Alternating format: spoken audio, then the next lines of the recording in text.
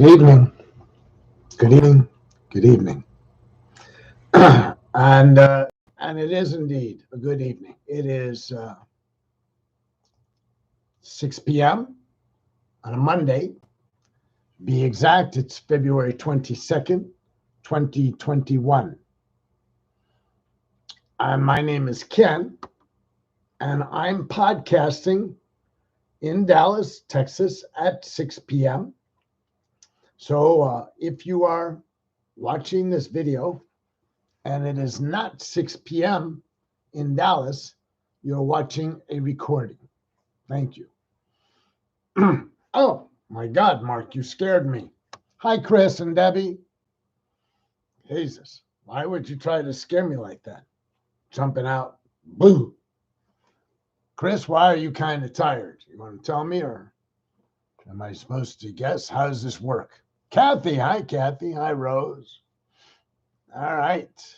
While I'm waiting for Chris to tell us why he's tired, well, he tell me, because remember, we don't want everybody interact while I'm podcasting, because then I get sucked down that rabbit hole from which I lose my traction, my concentration. Hi, Rachel. So let me tell you about tonight's topic. I didn't give it thought, but I gave it thought. Let me explain myself. I actually have a topic in mind, and I actually thought about it, but I didn't think it through. I just prepped. I prepped the topic, not the body of the topic. So, am I cold? A little bit, yeah. I had the door open. The cats were outside, and when the cats sit alongside me, I leave the door open so I can, and it's chilly out.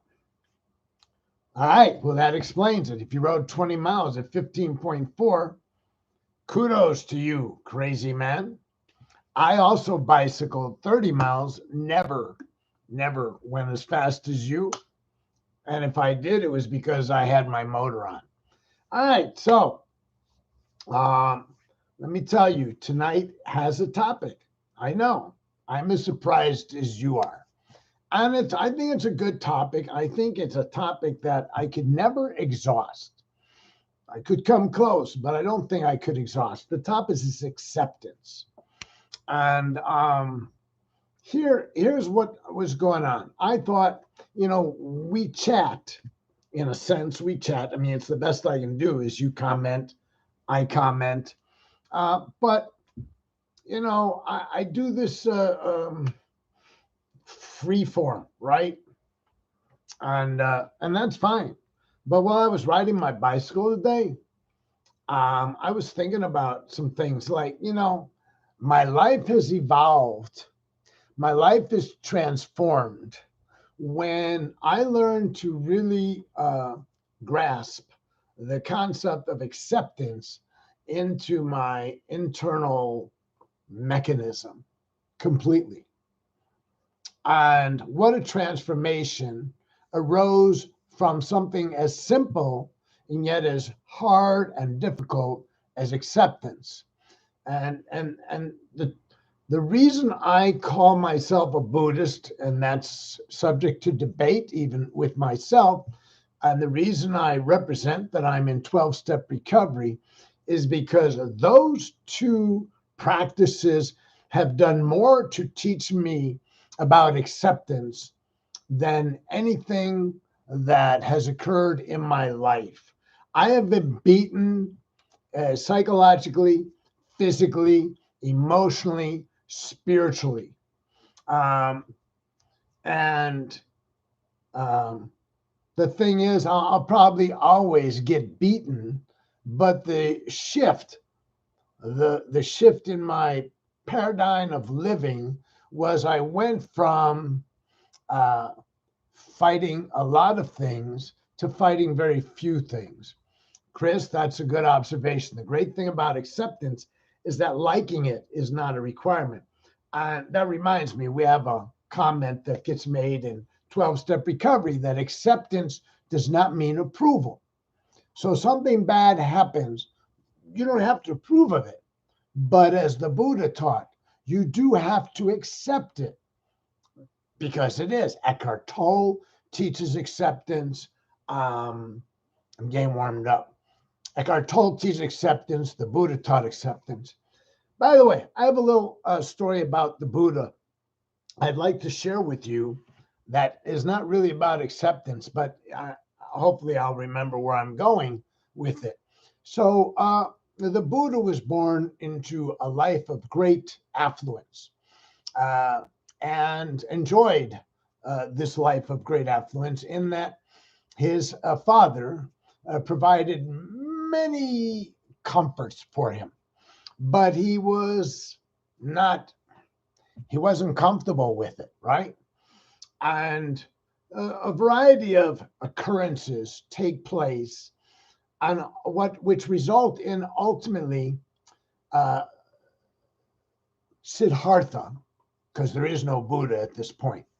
Siddhartha, the prince, leaves his father's palace in search of answers. And as he travels, he tries out a variety of practices that should lead him to happiness. But the practice at the time, the spiritual practices at the time in India, tended to focus on asceticism. Asceticism was, ascetics were these guys running around. They didn't tend to themselves. Their hair was matted. They slept on the ground. They barely wore clothes. Ascetics was suffering will lead you to enlightenment, right? If you suffer, not unlike the Catholic tradition of a hair shirt and, those kinds of things. Well, at some point, the Buddha has practiced asceticism quite fully and decides that it's not the answer. Doesn't know what the answer is. He's seeking it, but he knows that suffering is not the answer.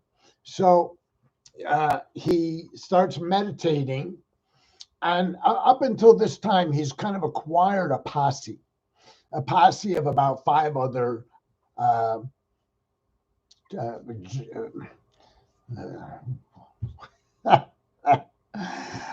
these are pursuers of enlightenment, okay? There are other ascetics. This posse sees that Siddhartha is not practicing strict asceticism.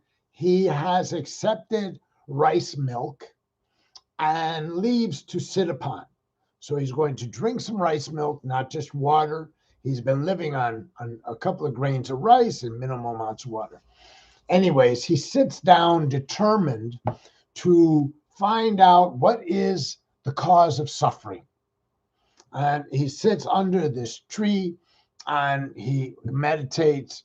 And when he's done, and the story is not unlike the Christian story, Christ going into the desert and meeting the devil. Well, Siddhartha meets Mara. Mara is the equivalent, I would say. It's a demon, a powerful demon, which also tries to distract him from his journey to enlightenment. He defeats Mara in the moment. When he leaves this meditation, that sitting under this tree, right? He has an understanding. He comes to an understanding which we now know historically nobody had ever identified in this same way. There are other persons who said, here's the path to enlightenment, here's the path. Siddhartha, aka then the Buddha, actually came up with a practice which I practice now. Well, here's the story I want to tell you. So he doesn't know what to do with this information, this knowledge. He doesn't know, should he teach it? Is he done? Does he keep it to himself? What does he do? He decides he should share this knowledge with others. And off he goes. And there's parts of the story that are irrelevant. Eventually, he seeks his old posse. and they see him coming, and they say to each other, there's Siddhartha. He's not cool. He's a spoiled brat, essentially, right? Just ignore him. And as Siddhartha approaches, as the story goes, these men bow to him and they greet him. Something about his aura compels them to acknowledge him, and they call him Siddhartha. And he says, no, I am not Siddhartha. I am the Tathagata. I am the awakened one. That's where I wanted to go. I love this story. It's kind of like, it's like being in the playground and the other kids are going to ignore you because you're not cool, right? And it turns out that you're not only cool, you're super cool. I am the Tathagata. I'm the awakened one. So, and then we, from that Tathagata, the Buddha means the awakened one. So, a lot of the story to some degree. You know that he taught for 40 years, and there's extensive teachings. And one of the primary teachings is acceptance. If we can accept what's happening in the moment, we can stay in the moment.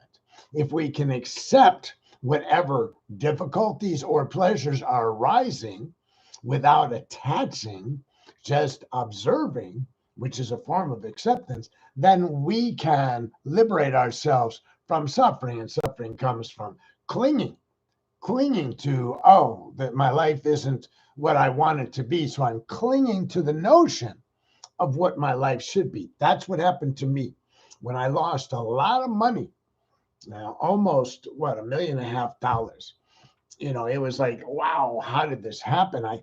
How can I stop this from happening? Well, I couldn't stop it from happening. I was still clinging to the notion that I should be this upper middle class individual who can care for his family, has worked hard to make a lot of money, sold his business, retired from the law, and I should be fine. And I'm not fine. But I was clinging to the idea of what my life should be like.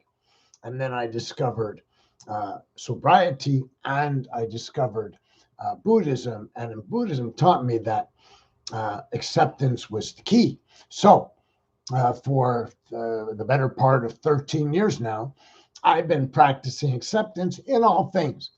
It doesn't mean that, unlike the Buddha, I haven't come to this place of great neutrality where I have no aversion from difficulty or pursuit of pleasure. I do, but I recognize it now. I moderate it.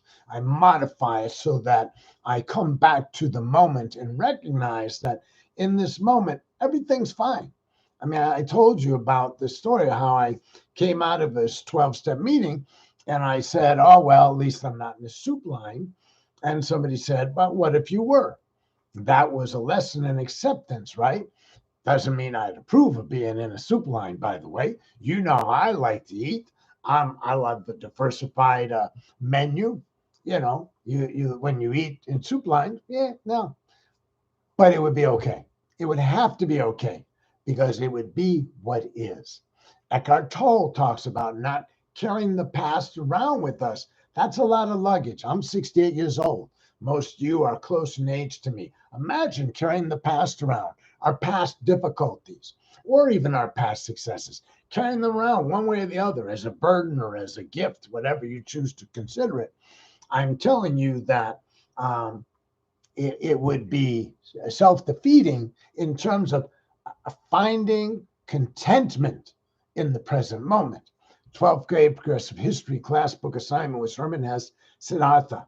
Yeah, that's cool. And I started to read that book and I loaned it to somebody and they never gave it back. And it was a copy from 1956 that my parents had on their shelf.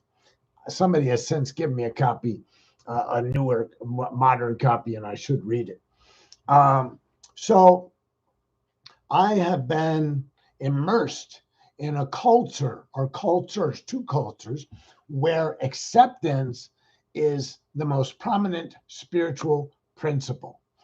Buddhism's a little bit more than that. Buddhism is not merely acceptance, it's acceptance and a persistent, consistent, minute to minute effort to practice thinking, acting, speaking wholesome. Okay? So that you practice right speech. What is right speech? First off, if you don't know the truth of what you speak, you don't say it, period. So if it's not true, it never gets spoken. Not a white lie or whatever. Second one is it beneficial to the person who's going to hear what you have to say? Will they benefit from it? If not, what are you saying it for? And the third one is it agreeable to the person you're telling it to? And for me, that really eliminated a lot of gossip, because I don't know the truth of gossip. I can say, oh, did you see what I read in the paper? Or I heard from a friend of mine. But if I didn't actually see it with my own eyes, hear it from the person with my own ears, I'm just gossiping. And a certain amount of gossip permeates my life. By no means have I purified myself of that. But I am practicing and have been practicing modifying my speech and my thoughts and my behavior every day and as often as I can, every waking moment, to acting better, acting more wholesome. And that's continually leading to transformation. Some of the transformation, when it arises, seems desirable. Sometimes it seems like, oh, more difficulty. I mean, the challenges of practicing a spiritual life on a minute-to-minute basis can be burdensome. But, blowing it off and drinking and drugging wasn't working. So I take the practice of Buddhism pretty importantly. Not as importantly is not the word. I take it seriously. So what I did was I posted a link to a Tibetan Buddhist chant, and it's called Mani Padme Om. And then I put what that means, according to someone like the Dalai Lama. And the best I was able to come up with is we have within us the seed of purity, the essence of one gone thus, that is to be transformed and fully developed into Buddhahood. And then I put in the chant as Om Padme Om, Refuge, by Gabrielle, Roth, and the Mirrors. It's a Russian rock group. They do a wonderful job. They consider themselves Buddhist. And then I found an excerpt from the AA Big Book. And acceptance is the answer to all my problems today. When I am disturbed, it is because I find some person, place, thing, or situation, some fact of my life unacceptable to me. I can find no serenity until I accept that person, place, thing, or situation as being exactly the way it's supposed to be at this moment. Okay? And then I put something in by Eckhart Tolle because I thought it struck to me. Acceptance looks like a passive state. And when he said that, I'm like, yeah, it really does. I mean, it sounds passive, but in reality, it brings something entirely new into this world. That peace, a subtle energy vibration, is consciousness. And so that may be what's happening because acceptance to me is very aggressive. It's really it's an effort. It's an action. It's not just, oh yeah, I'm going to accept it. It's like, oh man, I got to accept this, And then I just threw in one last thing. The first step toward change is awareness. The second step is acceptance. I had so little awareness at various times in my life that this escaped me. And I refuse to let it escape me anymore. So I'm constantly in this place where I'm getting input from people I trust, typically some older guys I hang around with in the program. I'm constantly getting input about behaviors or speech actions I've taken that were observed by others, and they may criticize. And if they do, it doesn't matter. First off, uh, I had to learn to care what other people think of me. But the second of all is none of these people are out to harm me. They're just trying to help me. So I just hope you listen to this thing. By the way, I'll play a little excerpt because I don't think I can get in trouble for this.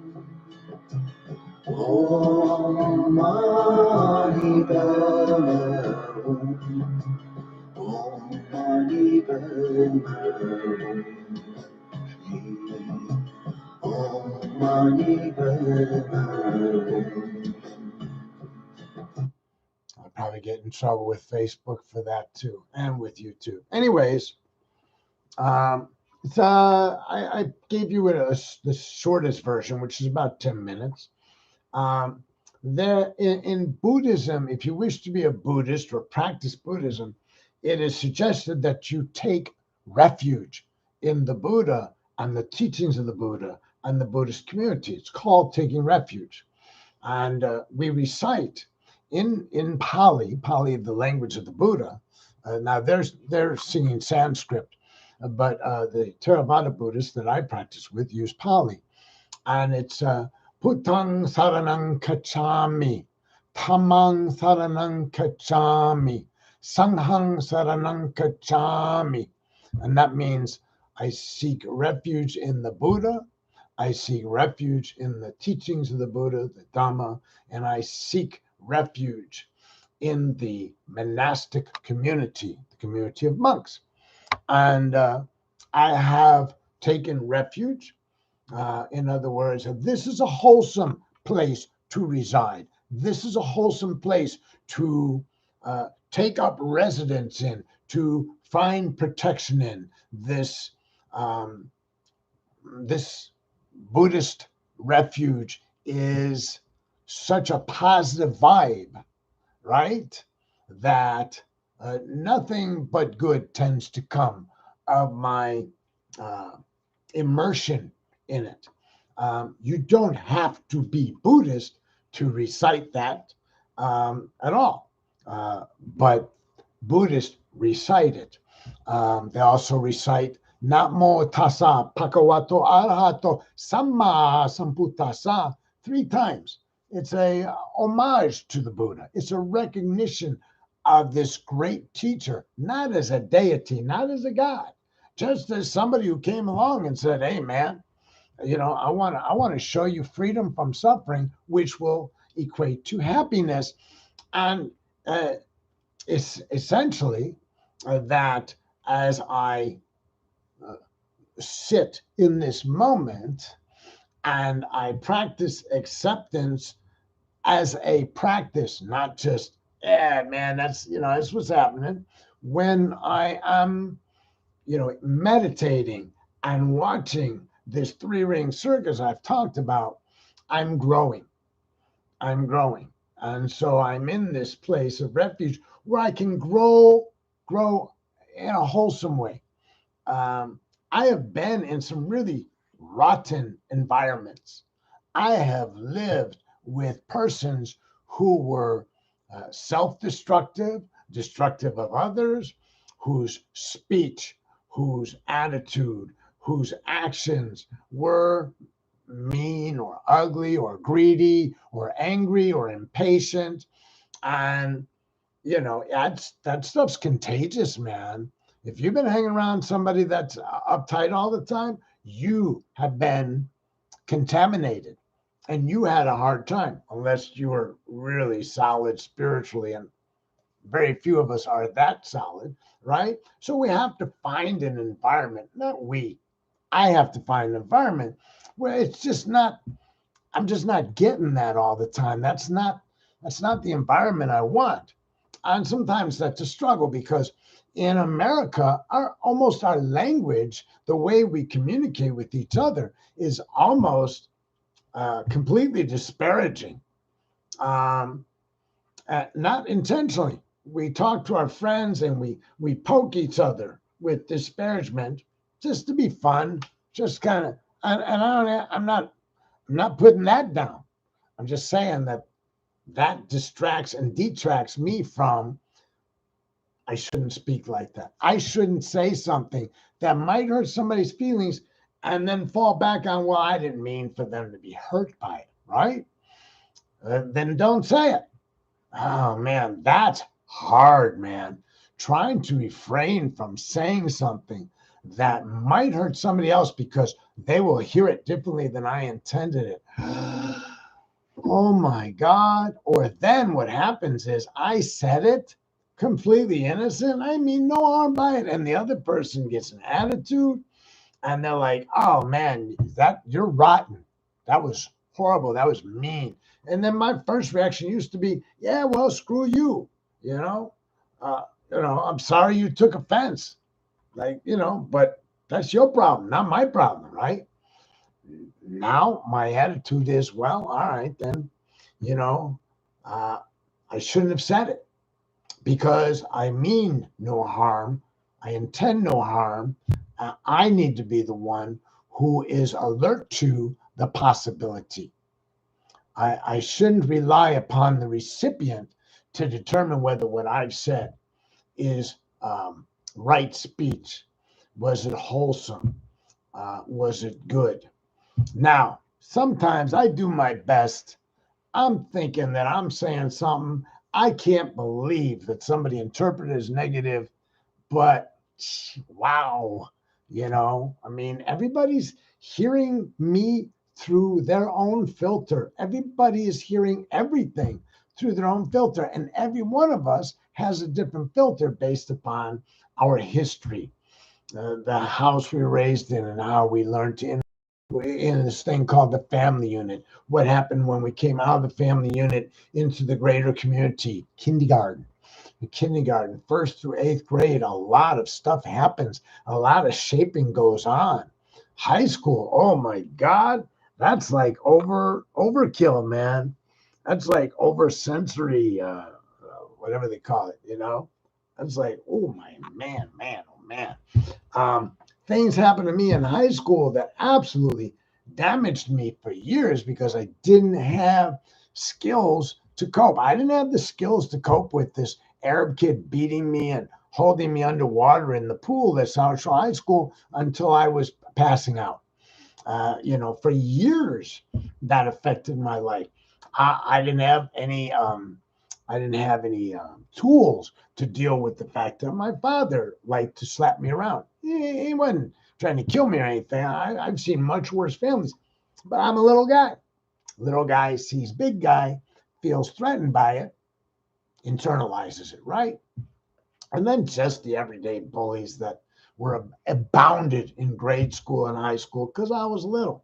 So I had to eventually find a way to transform and not carry this pain of the past, this baggage that absolutely it's just heavy. Now, I have people who have known me for many years. Some of you, you listen to the podcast, and who feel you know me, and you can hear me speak, and you still think you know me. You've known me 25, 30 years, and you think to yourself, it sounds like him, he acts like him, does all this stuff. And I've said to you, to some of you individually, you don't know me. And what I meant was, you don't know me. You can't know me. People who have been exposed to me on a day-to-day basis have a hard time knowing me, just as I have a hard time knowing them, But I recognize now, in a way that I never recognized before, my limitations in understanding you. The problem is sometimes people who've known me a while don't they think they know. Even if you recognize the transformation, doesn't mean you know me, right? So, right, as Debbie says, nobody can get that close to you. Nobody can know you 100%. I'm not sure anybody can know us 50%. I mean, I've been in relationships my whole life, right? I've been in Al-Anon, by the way, an excellent place to go if you have dysfunctional relationships. So, like Debbie's saying, you can't be that close. It's just it's physically, emotionally, psychologically, it's all impossible, right? If we sit, if I sit and I meditate, and I use the breath as my meditation object. I use my breath because the breath is always in this moment, no matter what. The breath. If I'm breathing and I'm focused on the breath, then I'm in the moment. If I'm not breathing, I don't need to meditate. Promise. Okay. Yeah. Right.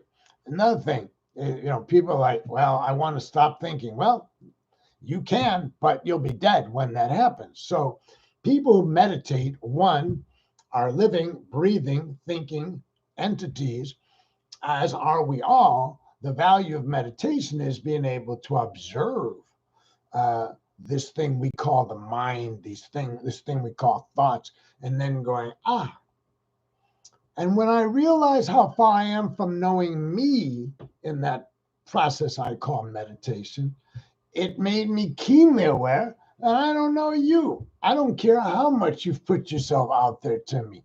I don't know you. I can make some predictions about behaviors or reactions you may have. Somebody can come to me and say, well, how will Chris react if I buy him a book on mathematics? And I may go, well, I probably, will say, I have no freaking idea why would you ask me. But let's pretend I've known Chris since we were in grade school. Maybe I know he's got a propensity for math and he loves reading about math. So I may offer up, well, he'd probably like that, right? It's just a guess, man. The only person that's going to know if he likes it is going to be him, right? People come to me with offerings. Variety of offerings. As a monk, people came to me with offerings. As a post-monk, people have come to me with offerings, with gifts. People come to me on my birthday or holidays, and they offer me a Valentine's card or a gift or whatever it is. It may be even a relationship. People may offer their friendship or their romance, and they have a very positive attitude about this gift. And sometimes I recoil, not because I'm trying to be mean, but because it's like, man, do you know how complicated it is to navigate these gifts? My daughters, I've persistently and consistently tried to find the value in some of the gifts they've given me. Now, this particular Christmas, they really, they were stellar. There were other times when what I had to recognize was they spent no time, they spent no money, but at the last minute, they hustled up this, that, or the other thing, and they did what they could do. They did what they were willing to do. It's that simple. If I expect more, expectations is resentments under construction. So when I sit around, I expect any one of you to do anything.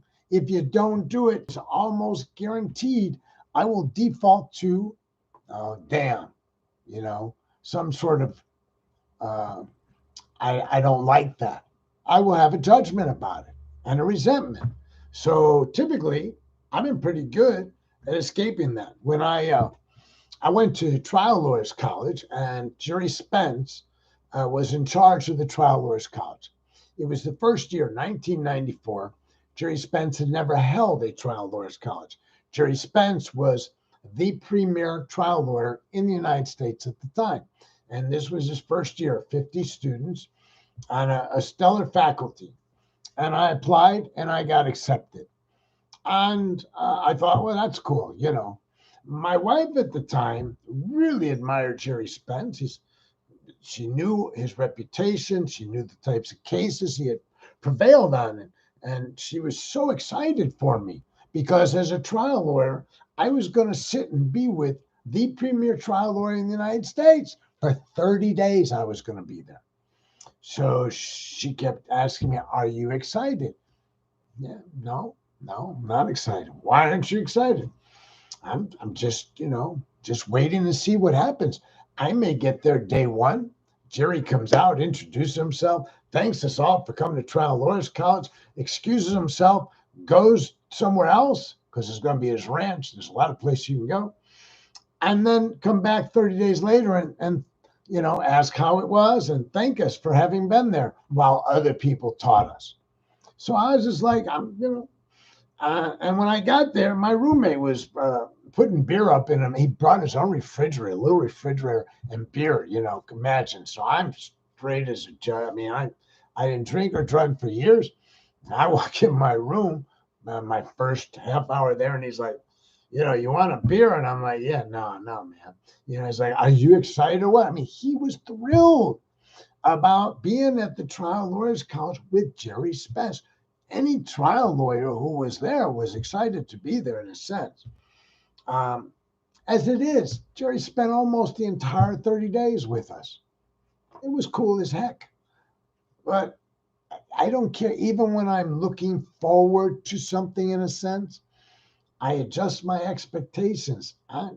When I went to Thailand, I didn't have any expectations. People like, are you excited? Man, mostly I'm scared because it's a long plane ride. I'm trying to stay in the moment and not worry about the plane ride.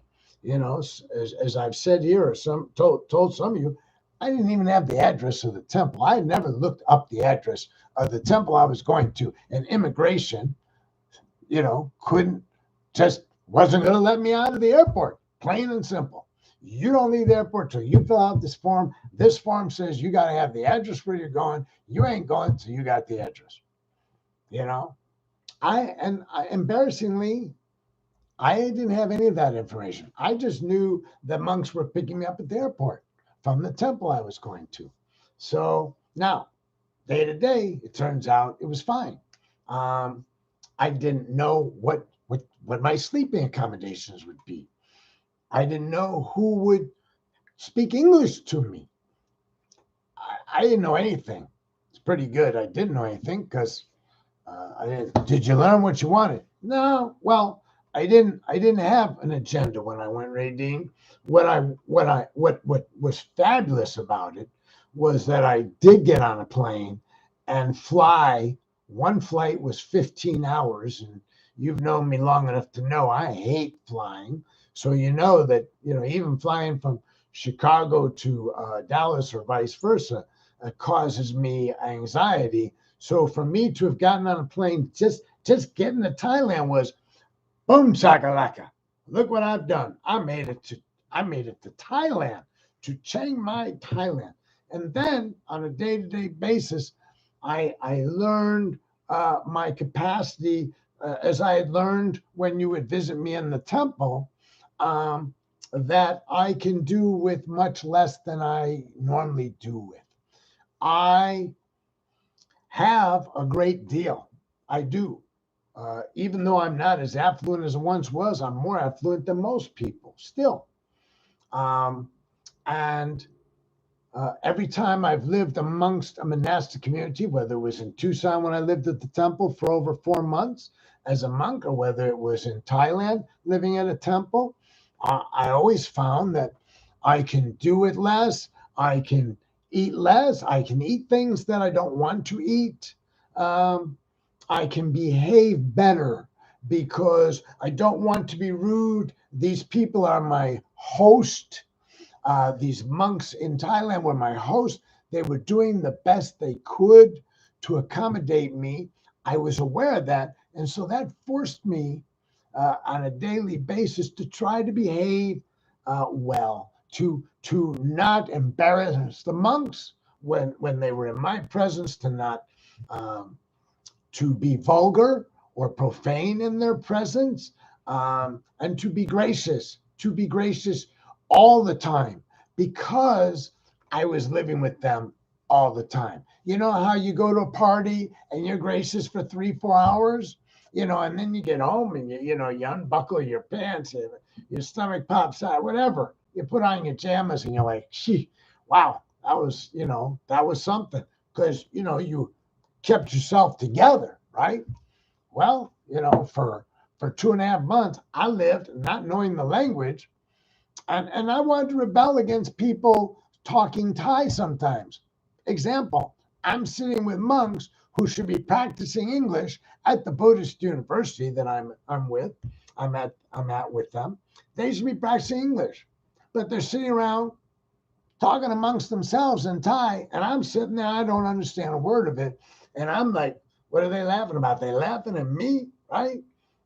I had to deal with that. So did I learn what I wanted?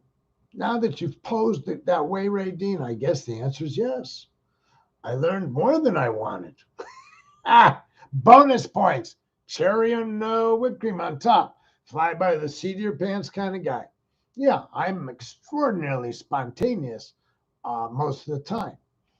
And I mean no harm to it, but do you know that most people who have been in any type of relationship with me, friendship or romantic, have found that to be very stressful, because people want to put together a plan. And typically my reaction is, I don't give a shit. I don't care about the plan. I don't care about your concern about the plan. I'm not that guy. There are other people that will sit down and help you work through what it is that needs to get done and how to do it and all that. But if you don't ask me that specifically, like say, hey, Ken, I'm trying to get to Thailand. Can you tell me what are the steps? Like right now, my daughters are trying to go to Korea. And while they're not asking me, I can say things like, well, I know when I went to Asia, I had to quarantine. My daughter said, yes, I saw that. For same thing for Korea. I had to have a negative COVID test. So I can relate and help somebody plan something. But when I bought my tickets to Thailand, I didn't even know that my passport had expired. It was over 10 years since I had gotten my passport. I hadn't gone anywhere that I needed. Anyways, I had to run down to the state, the federal building in Dallas, and apply for an expedited thing. And then I'm sitting at a 12-step meeting, and some guy says, did you get your inoculations, your vaccinations? And I'm like, nobody has said anything to me about vaccinations. Well, it turns out you don't need any vaccinations. But it also turns out, if you ask the Dallas County Health Department, tell them where you're going, Thailand, they will hand you a variety of informational sheets about shots they recommend if you're going to be there. And I land up getting typhoid, hepatitis, I think, and something else, inoculations. And then I went. So I had no freaking plan when I did this. And you know what? If I now know that what I did to people I was in a relationship with, especially Lori, my second wife, who traveled a lot, I just should have been more flexible, more attentive, more active instead of reactive. That would have been a gift, but I wasn't capable at that time of acting in that way. And I've apologized. I was game for getting the airport like O.J. Simpson running through the airport on a Hertz commercial, right? And that stresses a lot of people out. So, anyways, what is my point? My point is that, I'm growing. And none of you know me, but this is a community I have taken refuge in, much like the AA community. You are people that when I talk, I care what you think. That to me is a step that needs to be taken consistently. I've done it in courtrooms. I've done it on the streets with the kids. I've done it on my radio show. But it's always an effort, right? You're a community that helps me be more wholesome. You're a community that helps me aspire to spiritual principles. I think of acceptance as kind of a spiritual principle. In 12 steps, they talk about honesty, open-mindedness, and willingness as spiritual principles. How? HOW. I'm down with that. I'm down with all of that. They also have this thing in AA, 12 steps, any of them, what's called the 12 step. And it talks about practicing these principles in all our affairs. And what principles? Well, spiritual principles. What are spiritual principles? You got to tell me, well, honesty, open-mindedness, willingness, And I'm like, oh, wow. In all my affairs, just the ones with romantic relationships or friendships or my employer, in all your affairs. And I spent my first 14 years in 12-step recovery completely ignoring the all thing. And then when I came back, I took it seriously. And man, I get coping fatigue. I've told you that. I get coping fatigue because living by spiritual principles requires a lot of effort.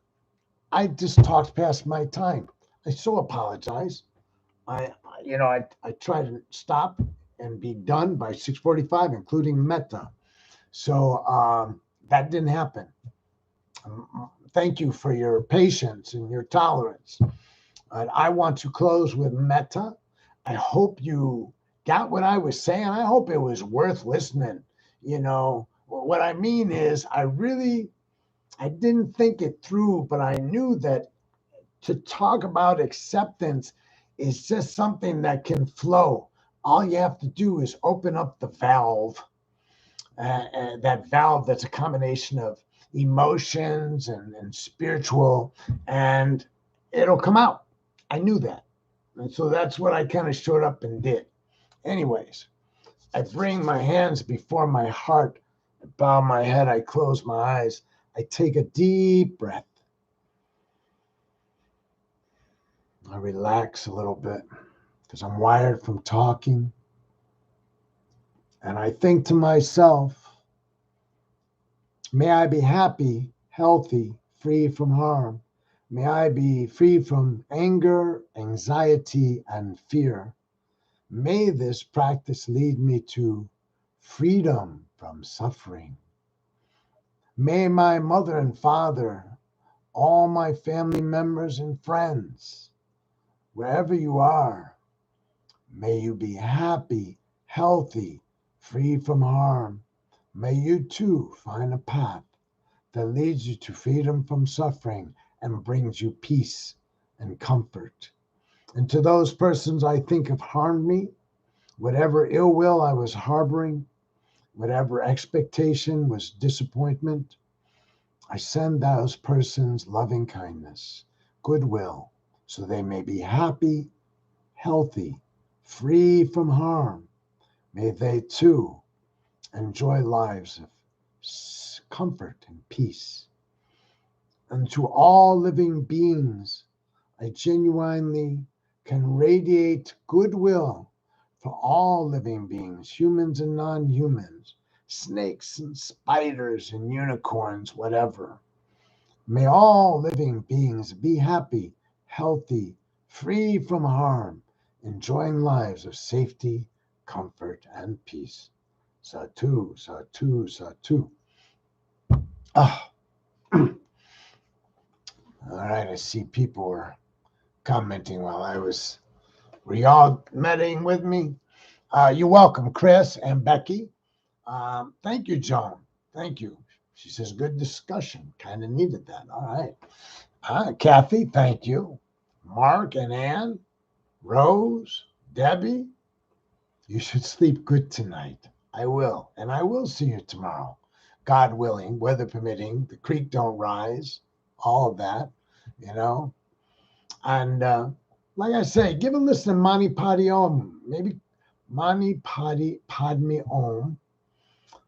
And close your eyes when you're listening. Just relax. Just relax. I'm also soon going to post something that's the metta chant by this woman in Thailand. It's beautiful. Thank you. Good night.